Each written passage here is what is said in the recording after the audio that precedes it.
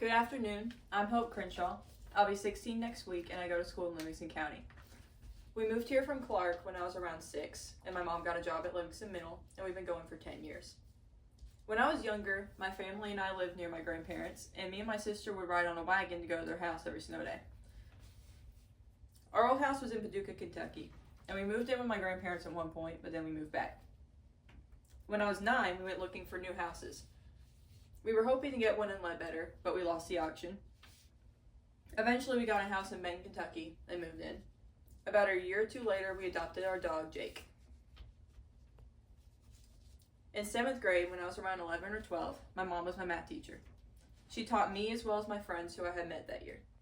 COVID had hit a couple years prior, and things were just starting to settle down.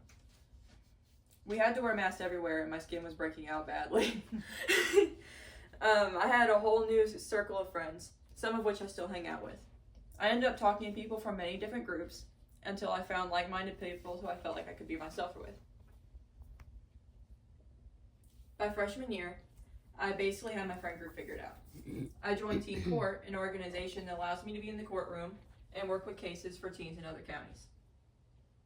I had taken part in the role of the jury, and we had covered 2 real cases in the past 2 years. I started drawing more and practice as a hobby. I wore the same rotation of hoodies almost every day because they were comfortable.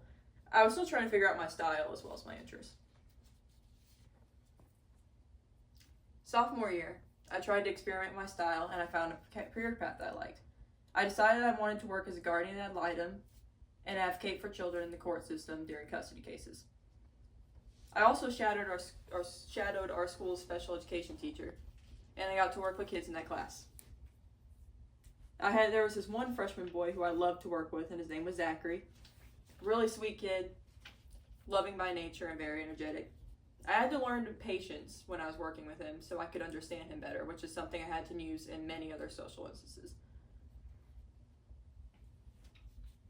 I started going to youth house meetings with some of my friends that year, which helped me to be closer to Christ and learn about my Bible. Last summer, I was given the opportunity to go to church camp. I was able to learn about the Lord as well as connect with my classmates who I hadn't really talked to that much. We worshiped and sang together, and we learned about one another and shared advice from our experiences. It was likely one of my favorite memories, and I do plan to go next year. I'm now a junior in high school.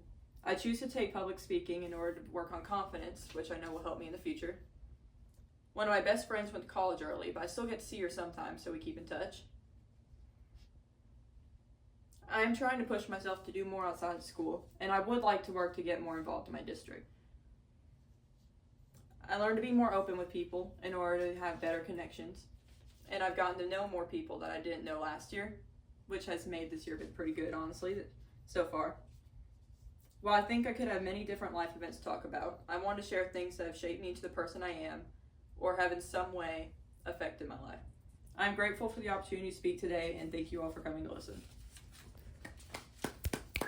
That was a good closing. Very good quote.